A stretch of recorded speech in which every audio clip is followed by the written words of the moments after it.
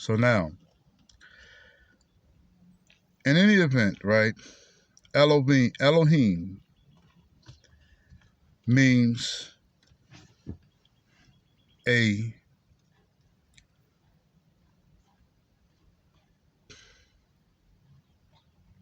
plural nature,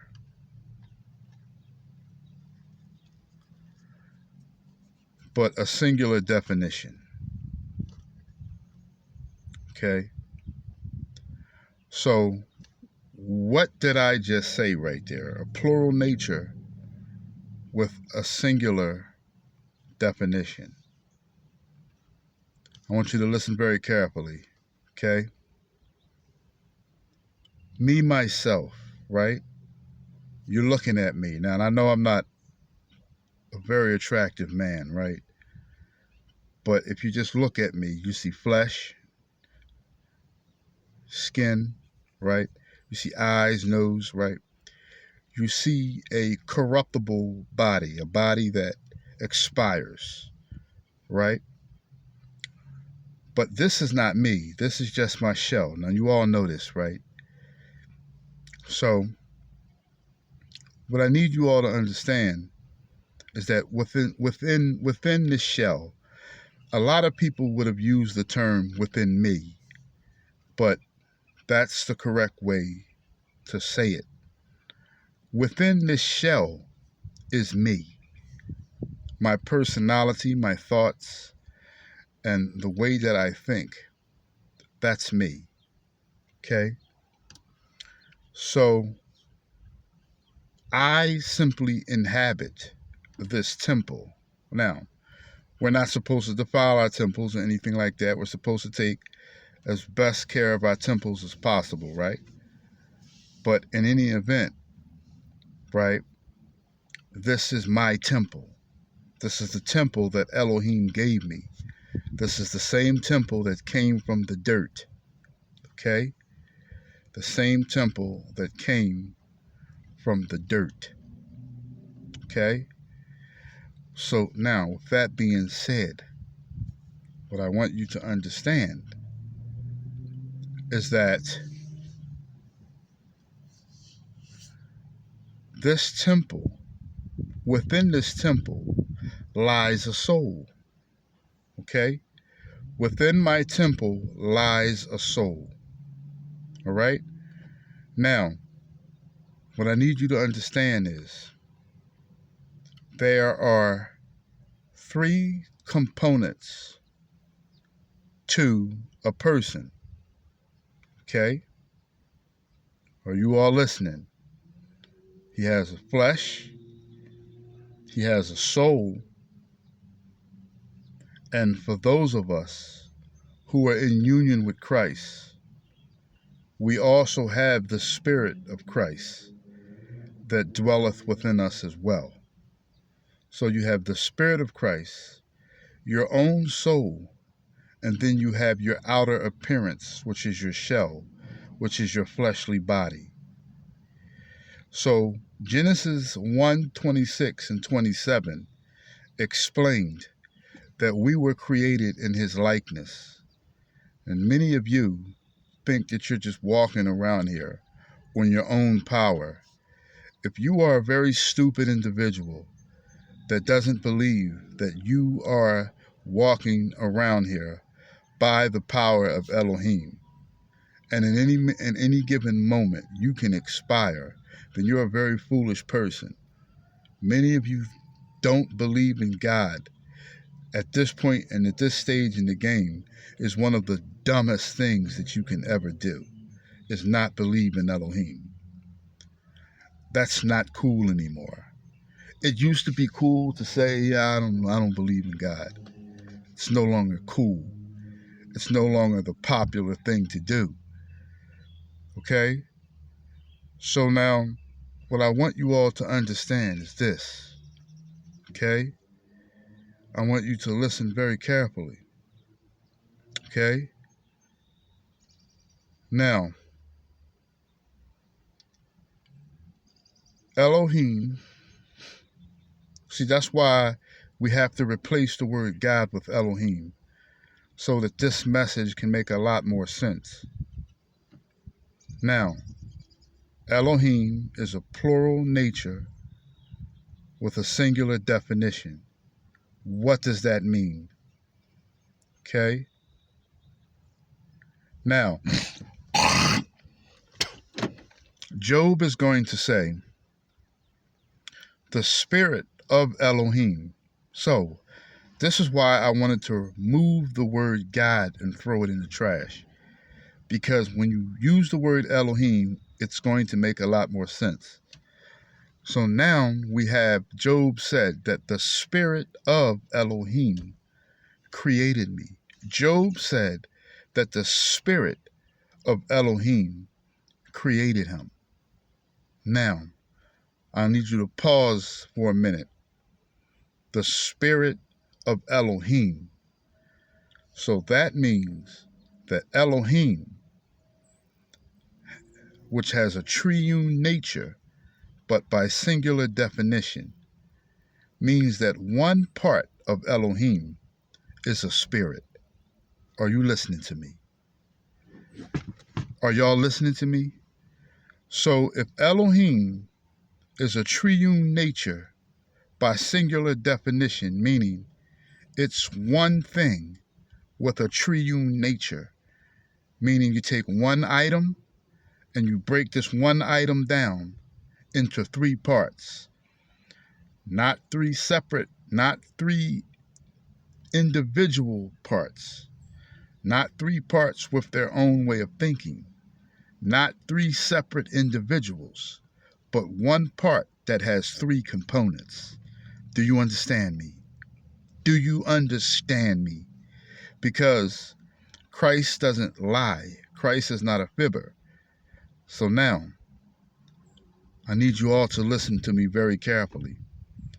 You have one item, and this item breaks down into three parts, but it's still one item. And each one of these three parts, they coexist. Okay? They're one item, not with separate personalities, because separate personalities would make separate people. It's the same personality. They all are one personality. So, how is that so? Well, aren't I one personality? My flesh component is the brain. And what is it that dwells? What is it that operates within the brain? My psyche, my mind, and my soul. My soul, which lies within my belly, and it has a connection to my mind, my thoughts, and my perceptions, and my imaginations. But they operate through my brain.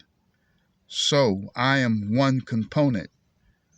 But you have to understand, even though I'm one component, do understand that I myself have a double nature, and if I'm in union with Christ, I have a triune nature.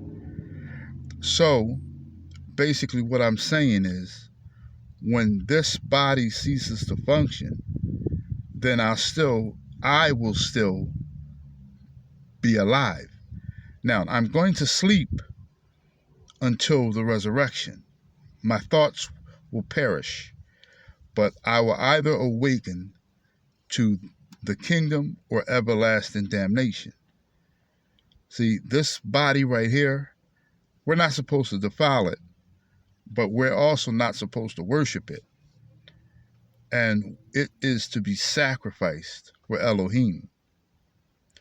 So now, I hope you all are following me right now. So Job is going to say the spirit of Elohim. So Elohim is three components, but one man. So the spirit of Elohim created him. The spirit is what you all call the Father or the Creator. Some of you in religion will call him Allah. In Jehovah's Witness, you call him Jehovah. I forgot what Buddha calls him. So what you all need to understand is that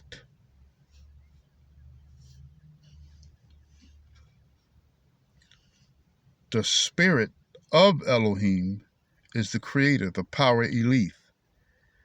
But now, listen very carefully to what Job is going to say. He's going to say, and the breath of the Almighty gives me life. So now, what's the difference between the spirit, which you all would call the Father, listen, and the breath? Well, there's really no difference, because the breath comes from the spirit. Now I'm making this very easy for you all. The scriptures tell you that Elohim, or said that Elohim breathed into the lungs of Adam, and Adam became a living soul. So when Adam was compiled with the dirts, he was not living. He was just a vessel that was compiled with the dirts. Adam did not become a living soul until Yahuwah breathed into his lungs and made him a living soul. So the breath, which is also the wind, when the wind blows, is the breath of the Creator. That's his actual breath. This wind is also a representation of the Spirit, because you can't see it, right? That's the reason why in a lot of scary movies, quote unquote, when the spirits roam around, they blow out candle lights and you feel a draft, because spirits are wind. They're created from the power elif, and the power elif can breathe life. And all the tornadoes and the hurricanes and all of these things that we see are from the Ruach. If you look up the word Ruach, it can mean wind. It can mean torrent. All of these things, right? So you have to have an understanding that the Ruach is an outreach from the power elite, but it's the same thing. It's just an outreach. So this is the reason why every person on this planet wakes up and is able to breathe air and look in the mirror and look at their eyes roll around in their head and go outside and enjoy the nice weather and all of these things with everybody. This is what you all have to understand, right? So, with that being said, you also have to have an understanding that the Ruach, or the breath, or the wind, is the exact same thing as the power elite, only it's not in not in its entirety. The power elite is the full capacity of the power of Elohim. It's the entirety of the power. The Ruach is an extension from that power. So if I breathe, that wind comes from my soul. It comes from within me. If I blow up a balloon, or if I conduct CPR on somebody, I'm blowing life into this person. I'm breathing into their lungs. It's the same concept. Okay? Now, I think I made that pretty understanding. But then the second part of the scripture is he's going to say, and the breath of the Almighty gives me life. So he's going to first say that the spirit of Elohim created me. Then he says, and the breath of the Almighty has given me life. So just like he breathed into Adam, and just like somebody, while you're on your deathbed or you're dying, just like somebody can come and breathe into your lungs, which is called CPR, and bring you back to life. They can resuscitate you. It's the same concept. So now he's going to say, just as he did with Adam, that the breath of the Almighty. So that means that the Almighty and Elohim are the same thing. The Almighty and the Elohim are interchangeable. The Almighty is a man. He's a person. And we're created in his image. And there's no way around this truth. There's no way around it. So he created Job with the spirit, just like he created the body of Adam with the power elif, then breathed into that body and made it a living soul. That's basically what Job was explaining what happened to Adam. Now, I want to move forward. I want to now explain the Trinity, but I'm going to explain it in such a way, and I'm going to use a specific scripture in order to do this. I'm going to go to Matthew chapter 14, and I'm going to start at verse 6. So I'm going to go to Matthew, I'm going to go to chapter 14, and I'm going to start at verse 6. Okay? I'd like to get out and stretch my legs because I've been doing a lot of walking around, and I've been doing a lot, period. And so now that I'm sitting in my car, I don't even feel comfortable. I want to stretch out, but I tried to do that at first, but the sun was gleaming, and I don't know if I'm going to be able to, for you all to be able to see me well. Let me just give it a try and see if you all can see me.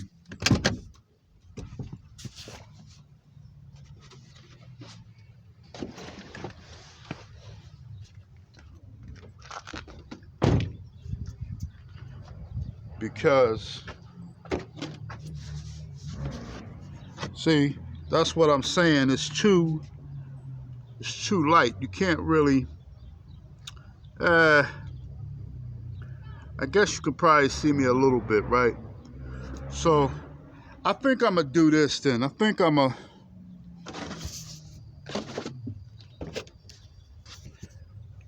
would like to stretch my legs. I know that's not too good, but I need to stretch out. So let me just get my device. Hold up.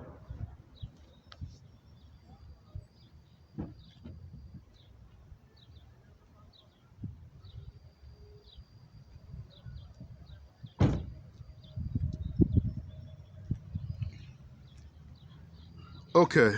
So I'll probably have to lean down here for you, right? But that's okay, as long as I can stand up. And all right, so now listen, because I'm going to do this in a way that nobody has ever done it before, okay? So this is Matthew chapter 14. I'm going to start at 6, and I'm going to read to verse 23. But I'm going to take my time with this because you all need to have an understanding of what's going on here. Now, YAHUSHA HaMashiach is not a liar, okay? So I'm going to destroy the Trinity doctrine, and I want you to pay very close attention, and nobody is going to ever do it like I'm about to do it, okay? All right.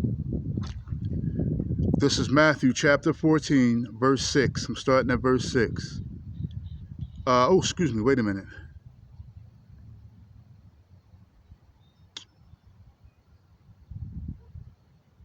No. I'm tripping. I'm sorry. It's not what I want.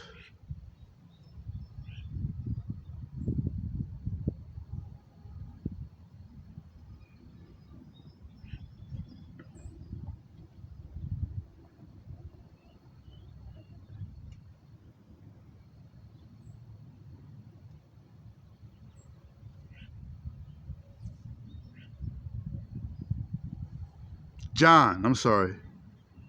I apologize. John 14. Okay. Yeah, John 14.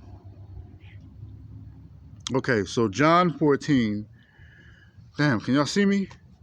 The sun gleaming. So John 14, and I'm going to start at verse 6, right? And it says, Yahusha said to him, now I need y'all to listen. Y'all got to keep the ear the whole time, because if y'all don't, it's not going to be good. Y'all got to keep the ear the whole time. Yahusha said to him, I am the way, the truth, and the life. No man comes to the Father except through me. Now, in the defense of many of you in Islam, I understand why this story is so hard for you to believe. Because what has happened is that Christianity has just destroyed the truth, right? Christianity attempts to effeminate Yahushua HaMashiach. And not only that, but it just, it has made things, that Christianity is a very docile religion, right?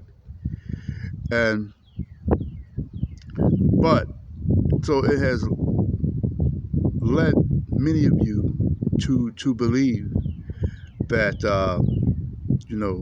Yahusha is a weakling, or either that or more indifferent, that he doesn't even exist.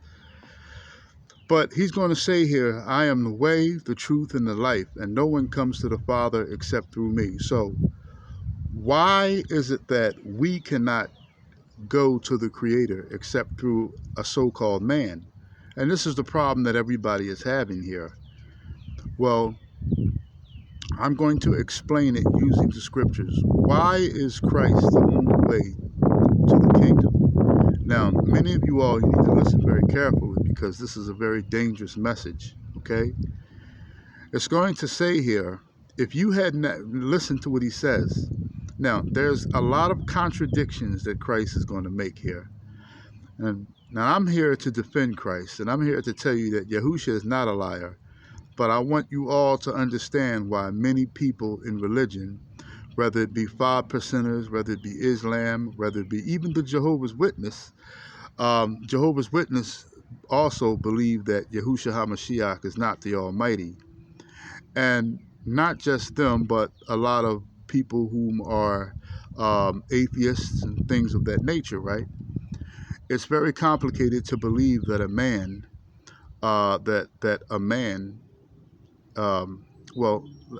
let me continue. Now listen, right? So Christ is going to say, after he says, I am the way, the truth, and the life, and nobody can come to the Father except through me. He's then going to say to the disciples, if you had known me, you would have known my Father also.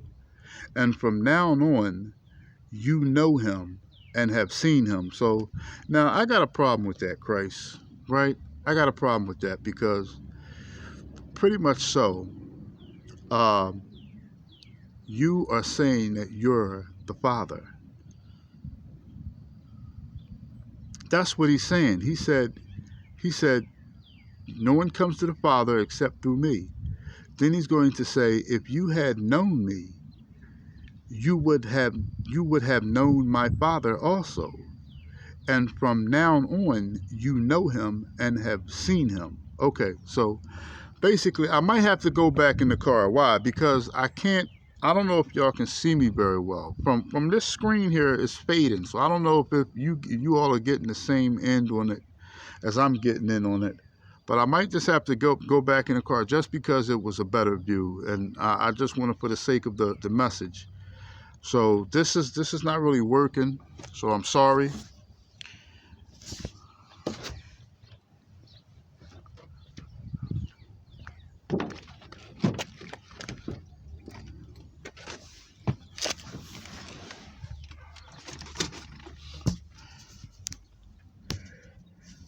I'm sorry about that, but I need you all to see me, and I don't want any distractions, okay? So now, he's going to say here, if you had known me, you would have known my Father also. Then he's going to say, and from now on, you know him and have seen him. Now, that's straightforward. He's telling his disciples that he's the Father, okay? Now, are these things going to be contradictory, or is it a reason why they sound contradicting? Because now he's going to say, Philip is going to say to him, Master, show us the Father, and it is sufficient for us. So in other words, what Christ just said just went right over Philip's head. It went right over his head, because Christ just said that you're looking at the Father. So Philip's probably sitting there like, I wonder what he means by that. So then Philip probably scratches his head, and then he goes on, and something didn't sit right with Philip. So Philip's going to say, because what Christ said simply went right over Philip.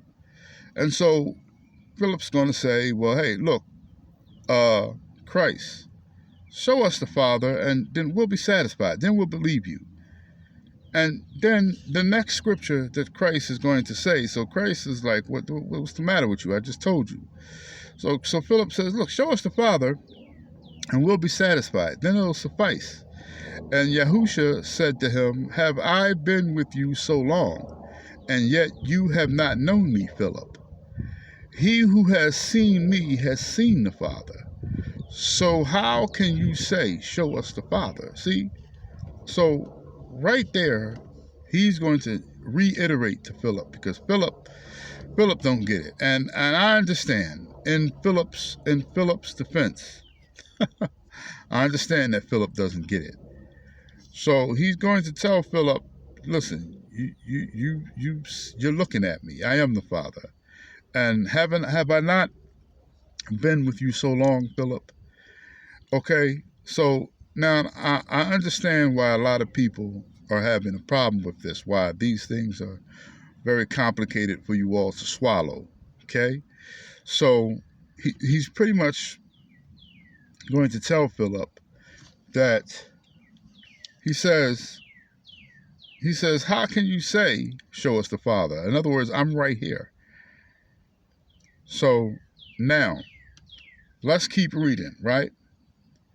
Because he says, do not believe, he's going to ask Philip, do you not believe that I am in the Father and the Father in me?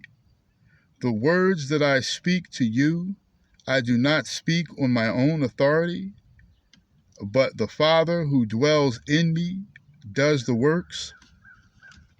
So now we have here, which would seem like a contradiction, because Christ is now going to say, he's going to say, do you not understand that I am in the Father? Do you not believe that I am in the Father and the Father is in me? Now, those are two different ends. I-N.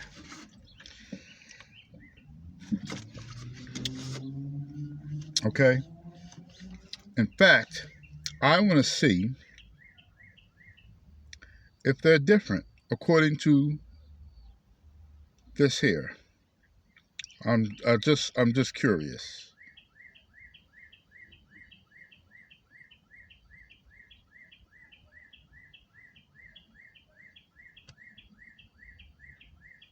This is verse 11. Okay. So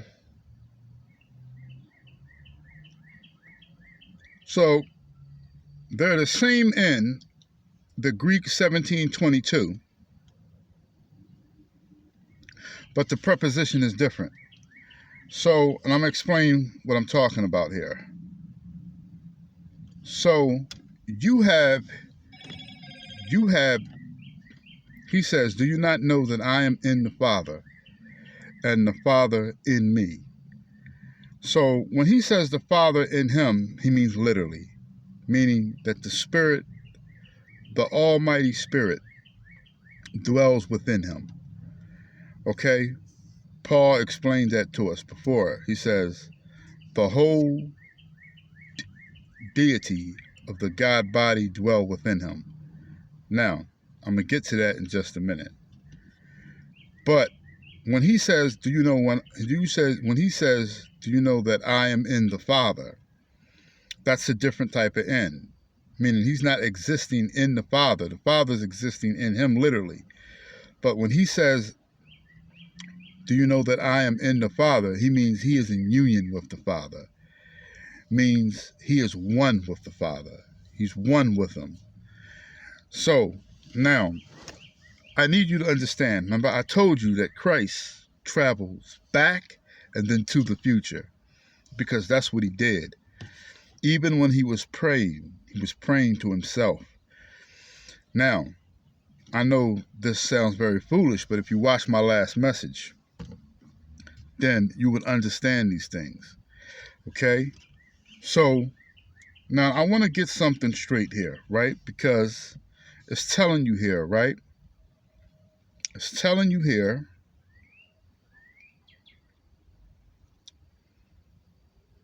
So, in other words, what it should say is, believe me.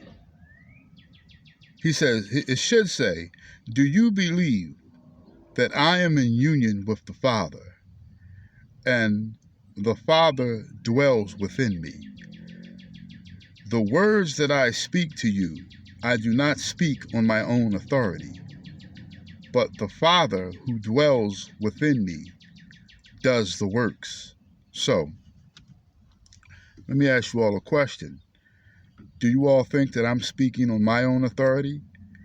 Let us remember that Christ was an example. He was an ensample to the people on how we should pray to the Father, on how we should worship the Father, on all of these things. So